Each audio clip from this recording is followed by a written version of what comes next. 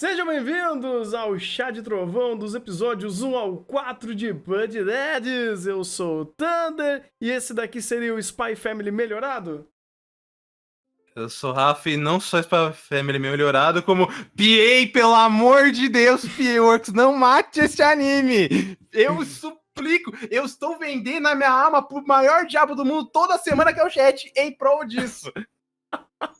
Eu pensei que era Paniplex, mas... É sempre muda, entendeu? Eu vendo minha alma pro Aniplex, pro chat, pro Kodachi, pra qualquer um, mas não mate esse anime. Ok. É porque, cara, ó, vamos lá. O melhor elemento aqui que vai tancar, porque o cara já tancou tanta coisa que, pô, ele tancou Kami-sama Natari, velho.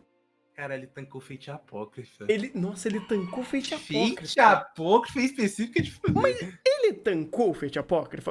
Na verdade, né, dizendo aqui, o Asai Yoshiyuki, né, o diretor. Asai. Exatamente. Ele tancou o Apócrifa? Porque eu não tanquei o Apócrifa, então não sei. Ele tava fazendo dele, o roteiro não fazia nada. Ok, porque, cara, eu realmente não consegui entrar de forma alguma em Apócrifa, porque o negócio era doído lá.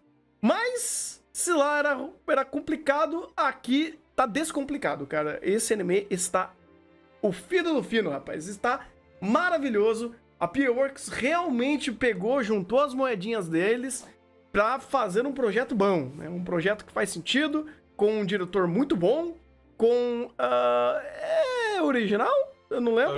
É original. Quem que é a mente brilhante aqui por trás do roteiro? É o... A gente tem dois roteiristas. Tem o Ryo Shimokura, que é um diretor um roteirista da Nitro Plus. Trabalhou em Steins Gate, trabalhou em toda a Science Adventure. Uhum. E temos a Yuko Kakihara. Hoje em dia ela faz umas várzeas, não tá no melhor dia dela, mas ela fez outras coisas, como o próprio Tsuga Kirei, Sobi Tsubase, então ela tem uns animes bons, Chihaya Furu, então ela tem uns animes bons no currículo. Ah, sim. Pô, cara, isso tá transmitindo a boa qualidade e o bom projeto que tá sendo Bud Daddies, cara, porque é um começo sólido. É um começo sólido de ação, de introdução de personagem, de mundo, de interações. É um começo que você fala, temos coisas legais. E já começa bem no próprio primeiro episódio, onde ele entrega todo o pastel, cara. Porque você vai ter ação, você vai ter zoeira, você vai ter uma personagem extremamente fofinha, você vai ter uma dinâmica extremamente zoeira e muito aconchegante dos protagonistas, né? O Kazuki e o Reiris são personagens que eles funcionam muito bem, os estereótipos deles são extremamente proveitosos pro começo da obra.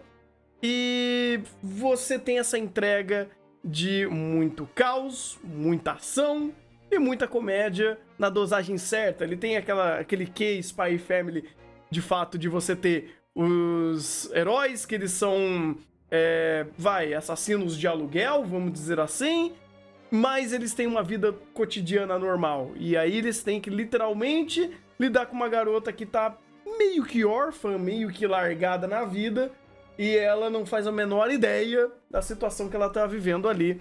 E o trabalho do papai, o quanto complicado é. Inclusive, essa série é muito verossímil em explicar uma coisa: não levem seus filhos pro trabalho, né? Porque pode dar muito! Esse caso do trabalho deles é realmente complicado levar a filha, mas eu acho que esse primeiro episódio, inclusive, ele faz uma coisa muito boa, que é justamente setar o tom de Buddy Daddies. Por quê?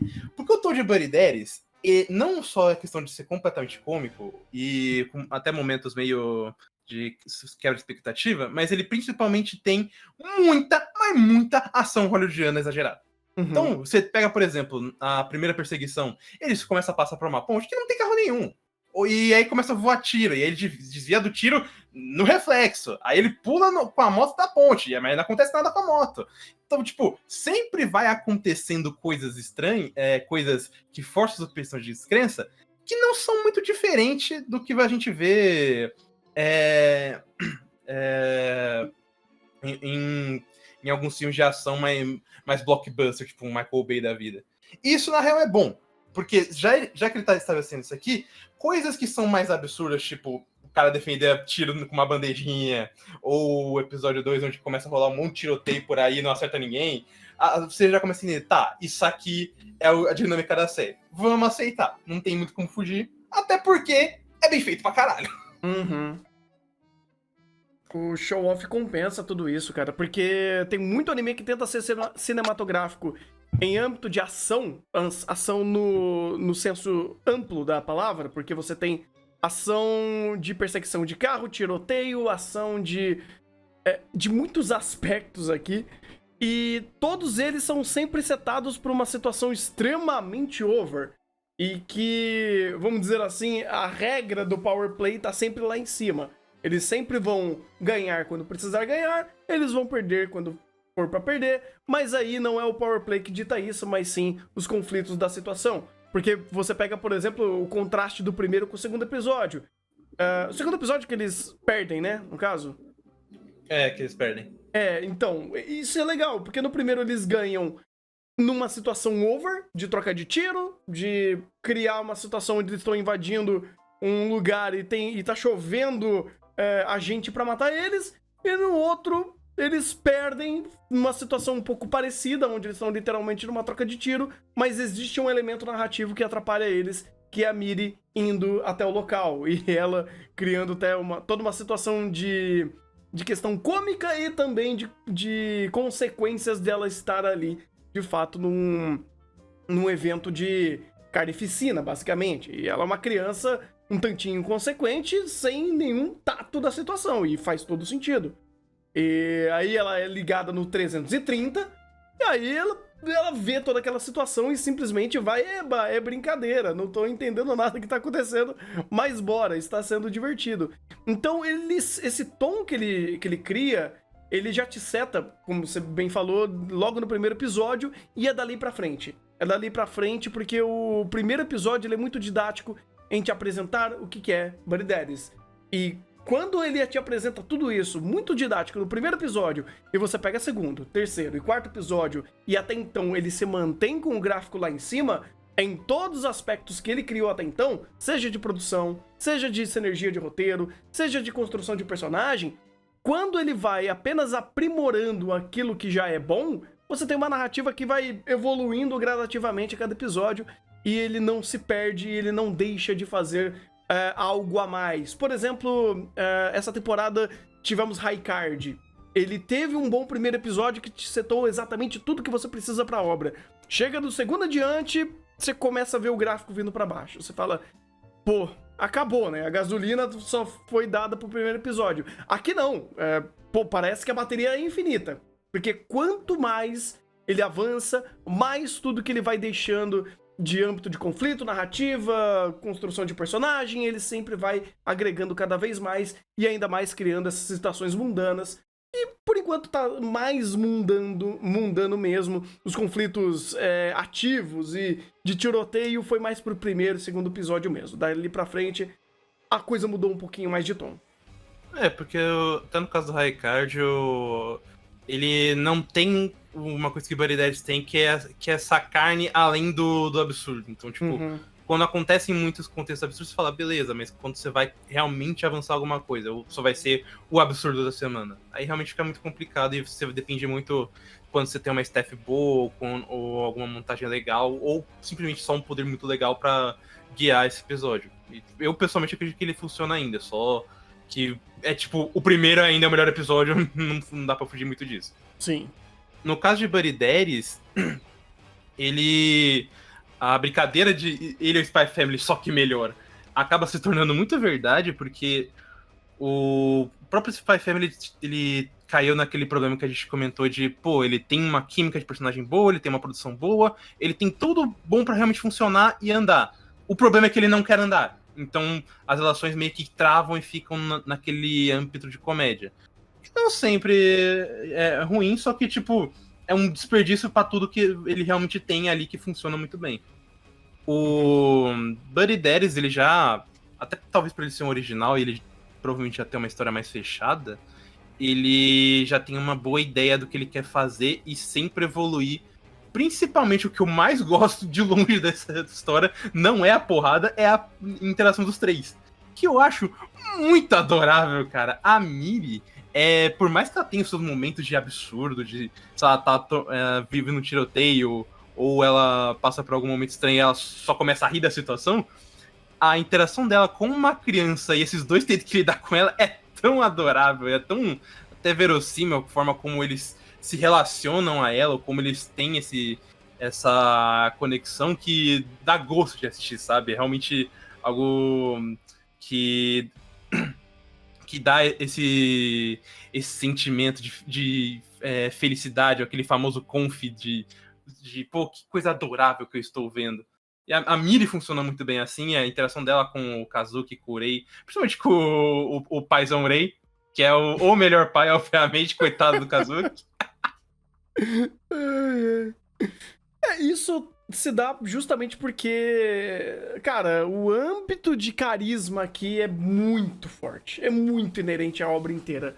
Todo mundo é muito carismático, todo mundo tem aspectos muito fortes que ajudam e representam justamente quando você contrasta essa química. Por isso que o paizão Rei, ele é muito bom, porque o estereótipo dele de ser muito mais sisudo, muito mais quieto, muito mais fechado no mundinho dele e ser apenas um bom assassino, deixa ele deixa ele mais vulnerável em âmbito de interação de personagem. E aí você tem o Kazuki, que ele é um personagem muito mais ativo, muito mais desenvolto à situação. E aí você tem a Miri, que é uma personagem ligada no 330. Quando você junta os três, que são bons por unidade, porém eles brilham muito mais quando contracenam, você tem esse carisma inerente sendo maximizado por conta disso. E aí você tem muitos aspectos que ajudam. Obviamente, uma produção extremamente bem feita, que dá camada e dá muita carne às expressões e reações de personagens. Ótimos dubladores fazendo as vozes, inclusive a Mini Uraraka está sendo incrível. Tipo, pô, o que a Rina... qual que é o nome dela? Rina Kino, né? Cara, o que ela tá fazendo ali, meu Deus do céu, tá maravilhoso. Maravilhoso. E quando você junta todo mundo que tá trabalhando muito bem e, obviamente, um contexto, um roteiro que dá muito contexto e dá uma boa base pra tudo ser muito bem articulado, cara, é um gráfico só pra cima. Esse anime só tá num win-win situation desgraçado aqui desde o começo. Porque tudo que é absurdo, que te força a situação de descrença, ele te entrega de uma qualidade alta. Quando ele vai pra personagem e vai fazer conflitos cotidianos, ele é muito verossímil e utiliza muito desses dois formatos, né? Tanto da verossimilhança quanto do absurdo. Ele dá essa química legal e o absurdo fica mais pela apresentação e a verossimilhança mais pelo conflito e pelo desenvolvimento dele. Então, pô, é uma obra muito bem dosada, uma obra muito bem redondinha, uma obra extremamente carismática que tá funcionando bem demais, cara. Não só funcionando mesmo, eu tô achando muito bom, até como o próprio Asai, ele faz muito do valor dele como diretor. Principalmente como storyboarder, já que ele fez storyboard dos 3 primeiros episódios, e no caso o terceiro ele fez junto com o outro, mas no primeiro mesmo você já percebe como a presença dele faz uma puta de uma diferença pra essa história. Porque, querendo ou não, ele usa muito bastante de narrativa visual pra dar essa carne. Então, acontece, por exemplo, o Rei acaba pegando um gato de rua, aí o Kazuki pega o gato e deixa ele na rua por conta da profissão deles. E, por que isso acontece? Aí ele faz uma transição enquanto ele vê um casal, lembrando da mulher que ele teve, que eles iam ter um filho, e aí eles acabam sofrendo uma emboscada e morrendo. Então você já tem um contexto de como ele faz isso, e ele volta com uma transição suave. E ele ainda consegue fazer essa montagem sem ser algo muito abrupto, muito exacerbado. Então, todo esse auxílio que ele dá pra narrativa, que já, inclusive, se beneficia muito dessa questão de grupo, tornando muito mais eficiente. Eu até gosto muito desse momento do Kazuki, e no episódio 3 também, que a gente passa o 2, puta num tiroteio, a Miri mete o foda-se, e aí quando a gente encontra a mãe dela, a gente tem esse contexto de como ela realmente meio doidinha e não liga muito para essas situações. A ponto de que tipo, ela apanhava e começava a sorrir, ou brincar, ou pedir desculpas, então acaba dando ao mesmo tempo com um gosto agridoce, um contexto melhor para todas as situações. Uhum. É porque ele vai fazendo múltiplas faces dessa situação, né? Ele vai dando progressão. Coisa que vai, até por proposta, o próprio Spy Family não tinha como ter. Porque a proposta da obra é não ter progressão, porque se tiver progressão, acaba. Então, aqui, ele pode usar essa situação de, poxa, eu tô literalmente sendo forçado a lidar com uma vida onde do meio do meu trabalho, eventualmente isso pingou na minha responsabilidade. Eu não vou deixar uma criança perdida no mundo, mais uma, né, no caso, ou com uma pessoa que não tá nem aí pra ela, quando foi apresentado o conflito da mãe. E aí você vai reorganizando esses elos. Porque você tem o elo do Kazuki vendo um reflexo do passado dele que ele não teve, ou pelo menos o abandono parental que ele acabou sofrendo. Tem a situação de extremo perigo que eles vivem, ou até mesmo eles têm muito recurso pra manter uma vida ali. E aos poucos eles entendem que, sim, se você jogar o talão de cheque na mesa, você consegue resolver muita coisa dos problemas deles ali pra dar uma vida um pouco mais digna pra Miri, principalmente no episódio 4, quando é o episódio da creche. Mas aí também não é só isso, porque tem as outras correlações, principalmente relações interfamiliares e de responsabilidade por eles serem de fato dois adultos cuidando de uma criança. Uma criança extremamente inocente que não tem a menor ideia da situação aqui. E eles vão reamarrando isso muito bem, cara, porque eles sempre vão criando alguma coisa que faça sentido criar esse conflito, não pela própria situação, setando isso de forma coerente, porém dando essa intenção. Porque, sei lá, no segundo episódio, quando ele já começa a conectar outros aspectos, por exemplo, a mamãe fazia um hambúrguer melhor. Era um hambúrguer mais barato, mas era melhor. Você já começa a setar uma camada mais sentida, né? Mais sentimental do negócio. E aí você sempre vai brincando com a camada sentimental e comédia. Amarra isso de forma coerente. E aí você vai utilizando vários elementos para ir conectando nessa história. Por isso que ela funciona tão bem. Porque ela sempre vai ramificando a situação e não deixa aquele negócio mais estereotipado ou apenas unitário. Porque, sim, Buried Dead, ele utiliza muito de estereótipo, porém ele não fica só em um estereótipo e nem reforçando esse mesmo estereótipo. A própria Miri sendo ligada no 320, no 330, ela também eles também são criativos em utilizar ela pra não ficar só na mesmice. Tanto que episódio 3 e 4 ele dá um pouco mais de andamento até pra como eles utilizam essa personagem, né? O episódio da creche é fantástico justamente pra fazer isso, sabe? Pra criar também a perspectiva dessa personagem dentro dessa situação, de estar agora se conectando com os novos pais dela, os pais também entendendo a questão parental que eles estão criando ali, o elo parental com ela, e também dando andamento a outros conflitos. Também setando outras coisas com o Foreshadow, com o próprio trabalho deles, respeitando o fato de, por exemplo, o fato dela estar ali deu um revés na situação que eles estavam vivendo, porque eles acabaram perdendo emprego, ou pelo menos eles se comprometeram no emprego deles. Então, cara, é sempre muito inteligente, porque não é uma coisa, é múltiplas coisas que vão amarrando a narrativa e fazendo esse anime brilhar.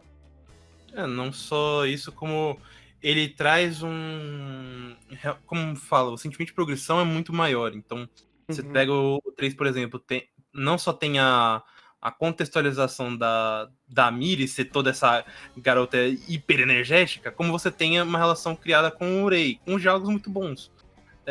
Inclusive sempre respeitando os personagens serem da idade que são. A Miri do nada não mete a frase que, sei lá, um adulto diria fazendo faculdade de psicologia. O que é mais comum em anime do que deveria, inclusive.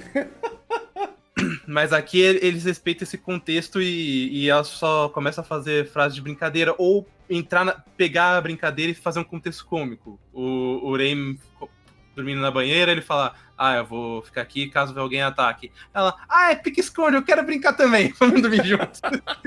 e aí traz a leveza e ao mesmo tempo desenvolve esse arco que o Rei precisa ter de, eu tenho um problema paternal e agora eu posso ter a chance de não ser o pai merda que eu tive. Então acaba tendo esse valor interessante aí pros personagens. Uhum. E o 4 já é outro revés completamente envolvendo a Miri. Então, sabe, a progressão de relação deles sempre avança. Coisa que Spy Family, por exemplo, acabou, acho que depois do episódio 10, por aí, ele acabou dando uma bela de uma mornada, pra dizer que parou de vez. A relação de evolução deles como família, a relação do personagem em si, cada um tendo seu próprio problema, e sempre também subvertendo pra puxar coisas mais verossímeis.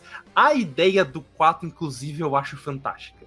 Especificamente, porque o fato de que não parecia ter um problema no episódio, ou melhor, o problema era mais o contexto cômico de vamos tentar trazer uma creche pra Miri, mas a gente não tem... a gente é assassino e bandido, como é que a gente vai comprovar renda? Como que a gente vai assinar os negócios sem pegar gente? Aí passou isso, beleza. Vamos pra entrevista, a Miri X-nova todo mundo. Ela X-novando o trabalho do papai, foi maravilhoso, cara. Mas isso é sempre no contexto cômico, então parece que é só um episódio de comédia normal. Uhum. Aí a segunda metade do episódio, que eu não esperava.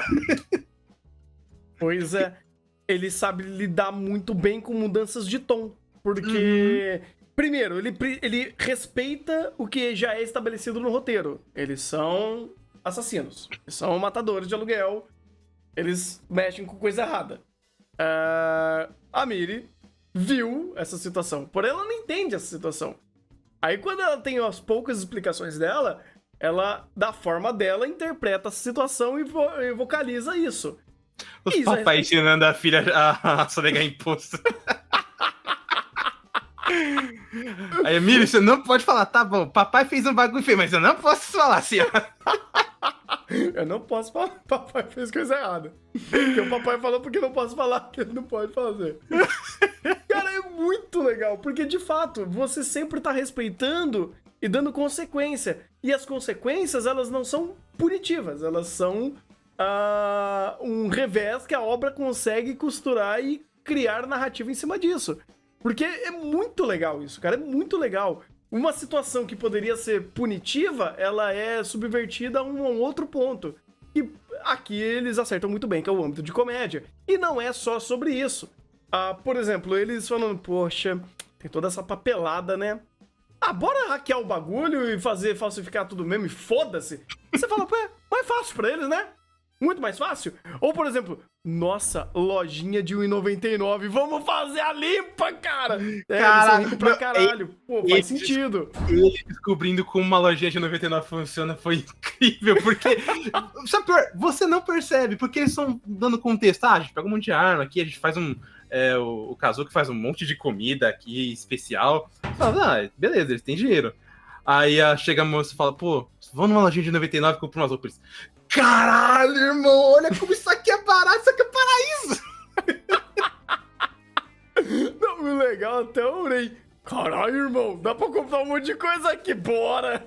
O jogo é barato, mas que isso, velho, isso não existe. Cara, é muito bom isso, porque ele de fato vai criando novas camadas de piadas em cima disso, e ele respeita até os próprios passo a passos da própria narrativa. O que me ganhou, por exemplo, no meio disso tudo, que mostra como o roteiro é consciente, é literalmente o Kazuki falando, Eu vou ter que aprender a costurar pra fazer a cordinha no pano, não sei o que, tem que colocar nomezinho em tudo. Puta coisa chata. Chegar na loja de 1,99, caralho, eles vendem o paninho com a corda. Ele, pô. E aí, vem um negócio que... Por isso que eu falo, a segunda metade do episódio eu não esperava. Porque eles vão pra creche, eles vão de burguês safado total, a mina com as roupas da Louis Vuitton, os macos de terno. Eu falando, meu Deus, os caras é muito... É muito chavoso aí, ó. Rei do camarote. Mas aí tem até o próprio contexto da... Nossa, mensagenzinha da... As mensagens eu quero tomar o tiro dele. O melhor foi essa, foi o eu quero que ele dê o tiro no meu marido. Que cara gostoso, será que ele mata meu marido? Mas isso é tudo só um contexto, só uma piada ótima, mas é só um contexto pra mostrar eles não têm noção nenhuma realmente de convívio. Então, quando chega essa parte e a Miri acaba sofrendo esse meio que bullying do grupinho da creche, não porque eles realmente são maus ou coisa do tipo, é simplesmente porque eles não gostam de tentar assim, de se aproximar de uma pessoa com tantos frufrus, tantos elementos assim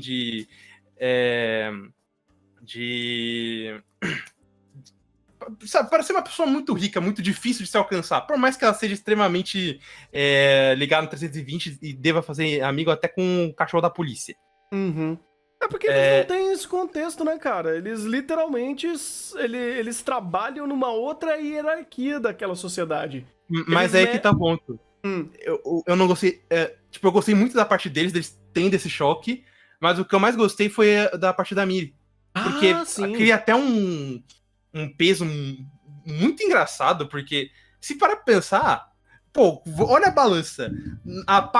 Em relação a apanhar da mãe e começar a rir, ou ver momentos de tiroteios e elementos pesados e não ligar, ela tá de boa, ela fica rindo, ela se mantém feliz. Aí chega só uma interação, ou melhor, a falta de interação de uma pessoa da mesma idade, e ver como ela fica completamente, inclusive, ótima sacada do diretor de fazer vários dias do Kazuki buscando ela na creche, e ela cada vez menos feliz e mais chateada em relação a não estar conseguindo ter essa interação. Eu acho isso maravilhoso e até é mais pesado pra Miri, e a gente vê esse peso porque muito... não só ela reage muito bem, como tem um impacto muito bom. E é um problema simples. Uhum. E teoricamente é só, como a moça falou, troca de roupa, menos frufru, e aí ela consegue interagir bem. O problema não é isso. O problema não é ela, sabe? É só a visão que ela acaba trazendo. E, tipo, é uma conversa que você não espera, mas é muito verossímil. Criança faz isso. Eu, inclusive, tenho histórias envolvendo tanto uma criança rica demais, quanto uma pobre demais, pra saber como isso é mais verossímil do que deveria. Uhum. Cara, e é perceptível tudo isso, cara. Como literalmente a roupa que ela tá usando já cria esse distanciamento. Porque qualquer coisa vai ser utilizado pra fazer distanciamento, assim como qualquer coisa pode ser utilizada como união ali, né? Então, como ele é muito didático em fazer esse conflito ser extremamente verossímil, sentido, passo a passo, cara, é maravilhoso. Inclusive, ele faz isso em meio episódio. Em meio episódio, ele seta tudo isso. Obviamente, ele já prepara muita coisa anteriormente, de contexto, principalmente as etapas até eles entrarem, de fato, e ela começar a frequentar a creche. Mas esse ponto desse distanciamento, desse bullying, né, desse afastamento, é maravilhoso, cara, porque, de fato, pô, o que tá rolando? A primeira vez, pô, vamos pra creche, gostei da creche, eu vou empentelhar vocês pra entrar na creche. Bora entrar na creche. Fez toda a quest pra conseguir entrar na creche. Quando entra na creche, pum, choque de realidade. Ninguém quer conversar com ela, ninguém quer se aproximar dela. Aí vai. ela vai, tipo, murchando, e o Kazuki fala, opa, peraí, tem alguma coisa errada, vamos conversar com a tia. A gente percebe como é uma coisa completamente errada, né? Porque a Sim. menina que tava tancando, ouvi tiro passando na cara dela e ela começa a rir. Aí chega, pô, meu amiguinho falou comigo, começa a ficar mais triste. É um peso maior, é estranho de ser um peso maior, mas ainda assim é muito condizente e verossímil. Sim, com certeza, porque aqui é quando o anime ele coloca e seta que esse contexto pra ela é mais assimilável. Pra ela não é assimilável ver a vida adulta da trocação de tiro. Pra ela é uma coisa alienígena, sabe?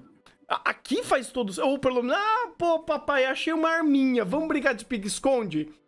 Uma arma na mão, você vai, eita porra! É até meio que o contrário, se para pensar, porque ela vivia num mundo com a mãe de, pelo menos, de agiotagem, de porrada na mãe seguida da porrada na filha. Então, ela já tinha esse elemento pesado. Então, pra ela, tá rolando tiroteio, tá rolando gritaria, tá rolando discussão de, sei lá, papai tá falando que vai hackear o governo. Ok. Agora, pô, uma pessoa da minha idade não quer falar comigo? Isso é estranho. E eles setam isso muito bem, cara, porque pela perspectiva dela faz sentido. Pra situação que ela tá vivendo naquele ambiente da creche, ela se tornou alienígena. E aí você fica, caralho, e aí, como que vai fazer?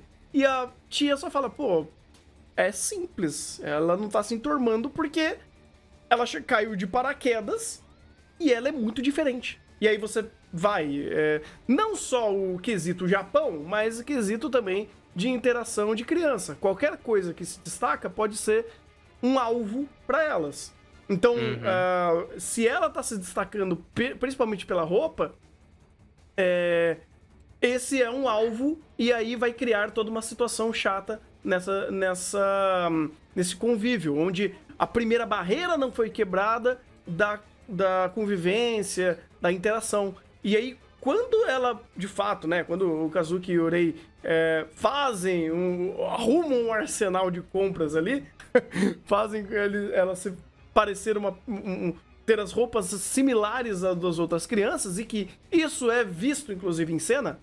Todo momento você vê todo mundo com suéter ou roupinhas muito parecidas e próximas, e ela sempre com roupa diferente, sempre aquele casaco de pelo, aquela roupa de marinheira muito mais elaborada, sabe, com muitos detalhes, e aí você vê as outras crianças com roupas mais simples, normais e cores mais simplórias, vamos dizer assim, e aí chega tudo isso e fala, pô, faz sentido.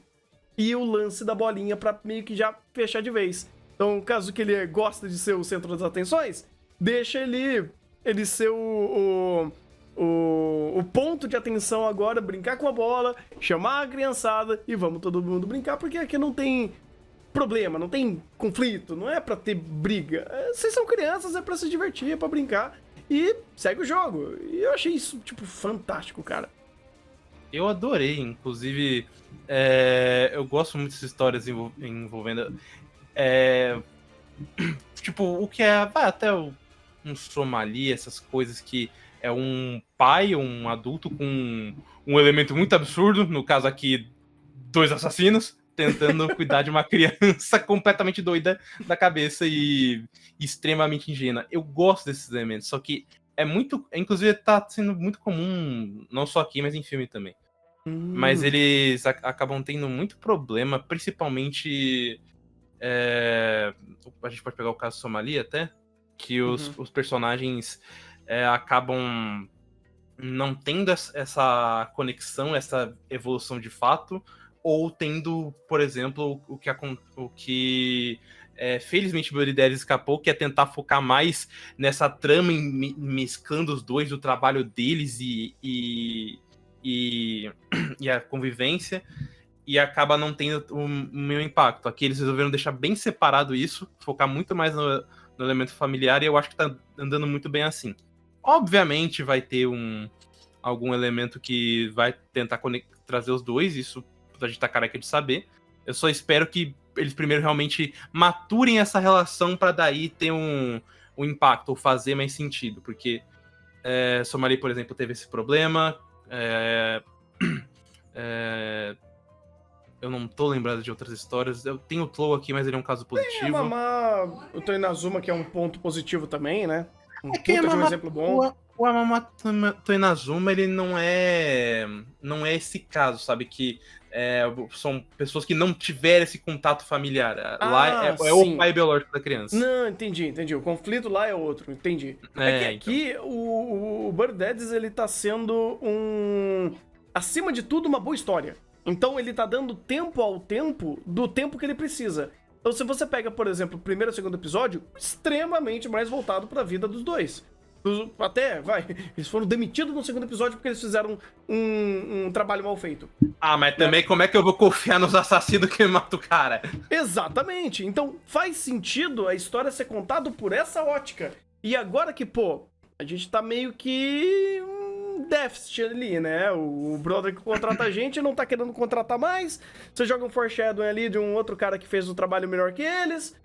E, putz, e agora? A gente tem que cuidar dessa criança, né? Vamos tentar lidar, devolver ela pros pais. Né? Pra mãe, no caso. Não deu certo. Agora o negócio é criar. E aí, vamos entender como cria. Então, o passo a passo da história, ele não tá precisando se desdobrar ou ficar se preocupando em ficar metrificando os tons.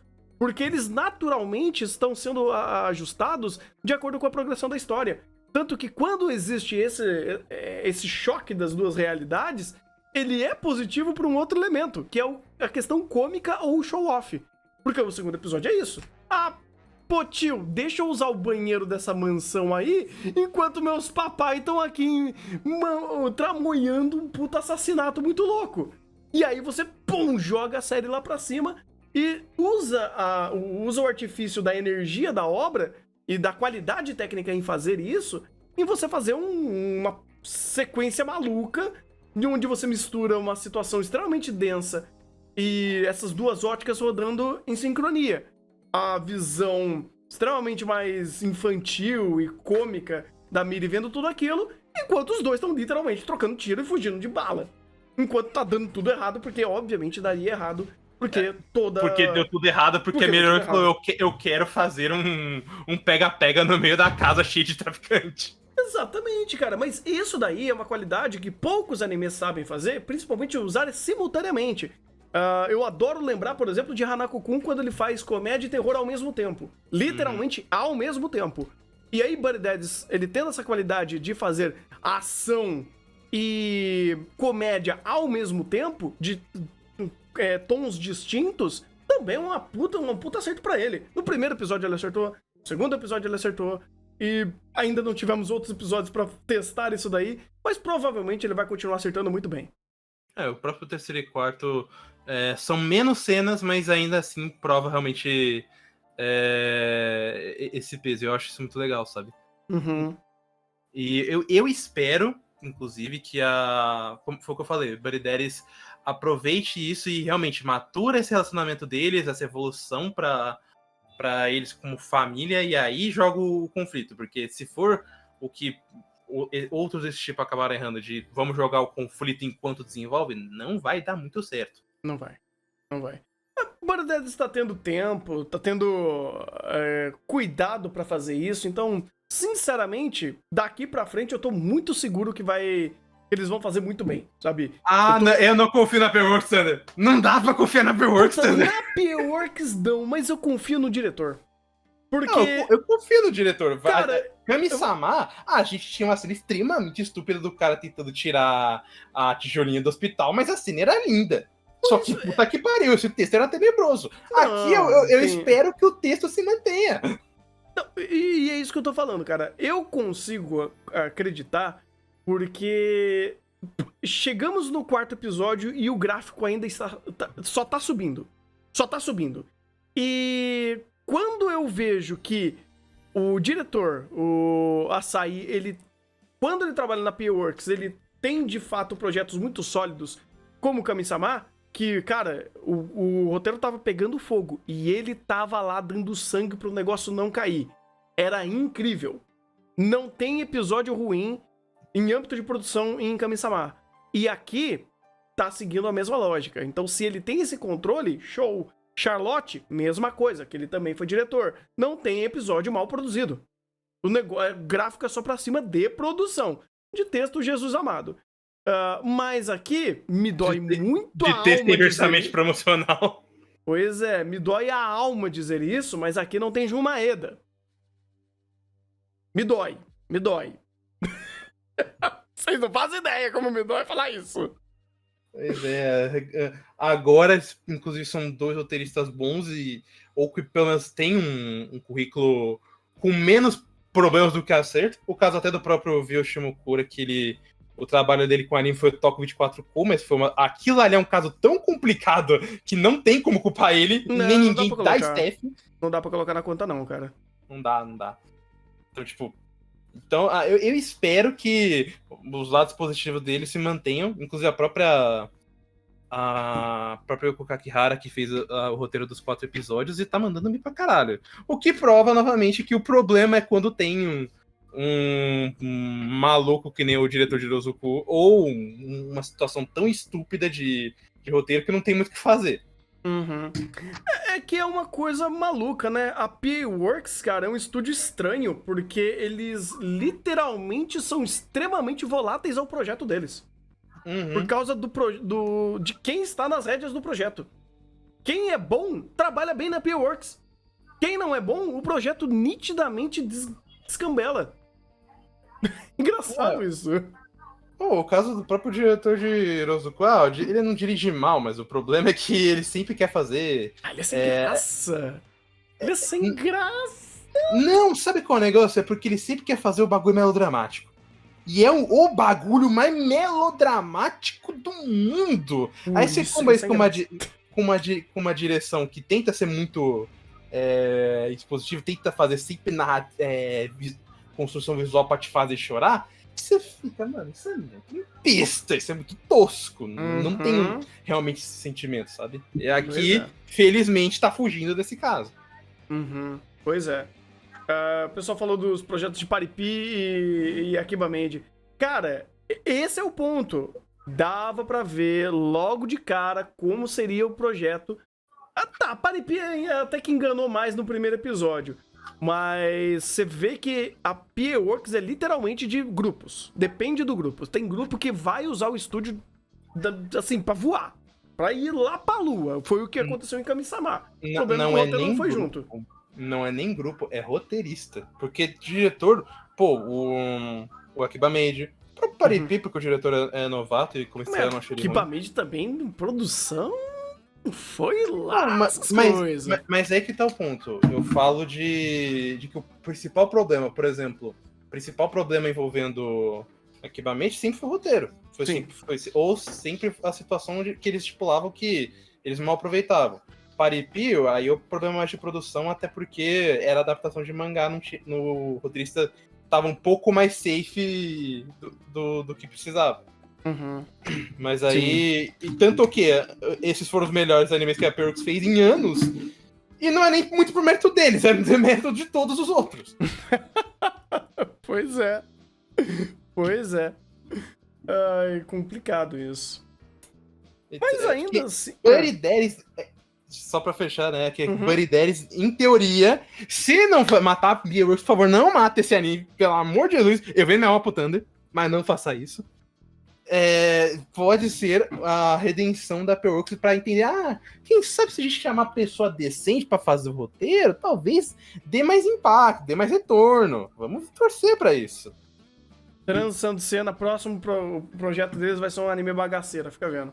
Eu achei que você ia falar transição de cena no episódio, sei lá, 7 de Buddy Daddies, negócio morre. Puta que pariu. Não, eu não acho. Eu honestamente acho que Buddy Daddies vai se manter bem até o final. O meu problema, ou melhor, eu não acho que isso vai ser um indicador, mas se o projeto de Buddy Daddies for ótimo até o final, não vai mudar porra nenhuma pros próximos projetos daqui pra frente da PA Works, cara. Não vai mudar nada. Eu duvido que vai mudar mesmo.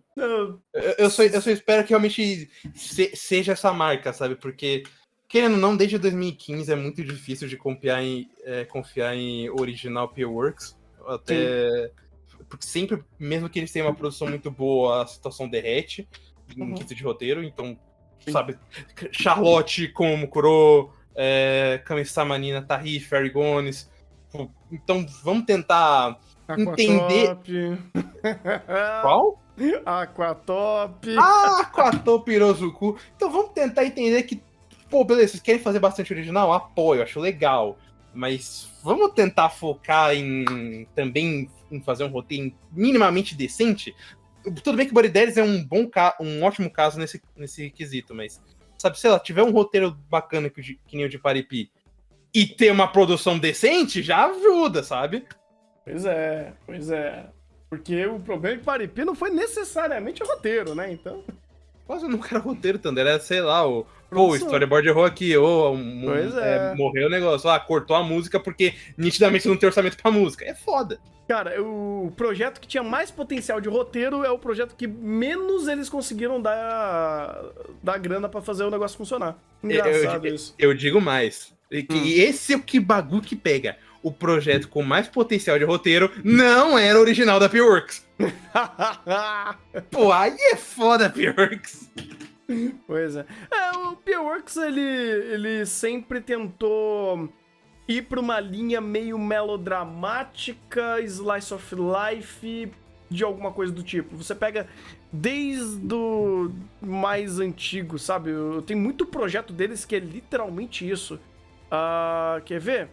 Tem desde a época de Taritari, de Sakura Quest. Você tem umas coisas mais antigas, Glass Leap. É literalmente, vamos fazer uma história sobre o cotidiano e tem questões dramáticas aqui no meio. Aí, obviamente, vai depender do projeto, né? Aí tem projeto bom, tem projeto merda. Mas aí, cara, sinceramente, isso respalda a PA Works desde os anos 2000 que ela nasceu, né? Porque de um lado você tem Angel Beats e Kanan, do outro você tem Iroha e Another. Fala... Não dá. Aí, uma ofensa pra mim, Iroha ser o pior dos casos, mas eu preferia que trouxesse Kami-sama mesmo. Não, o pior dos casos foi Another. Iroha só era... não! Another é o caso de várzea. Cara, Iroha é só um anime esquecível. Another é complicado.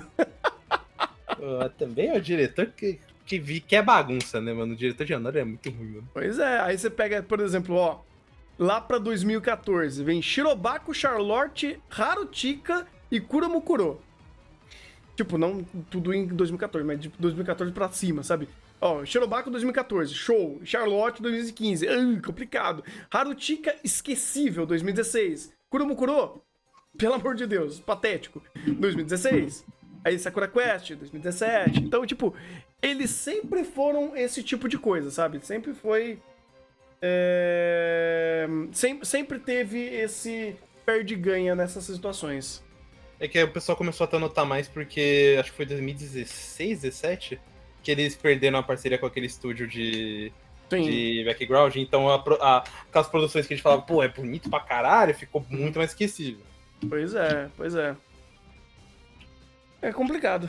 Mas, cara, independente, Body Daddies está sendo muito bom, muito consistente, um projeto muito legal e, cara, tô completamente dentro desse barco. Espero que ele só ganhe cada vez mais. Hã? Espero que ele não afunde. Nem me diga. Cara, por favor, venda minha alma pro autor de Mushoku, mas não mata o Body Daddies. Putz. Aí... Pra você ver como eu tô sério. Eu vendo minha alma pra esse tipo de gente, mas não mata esse anime. Eu não. Eu tô... Você é fraco. Eu já sou uma pessoa de sacrifícios. Não mata.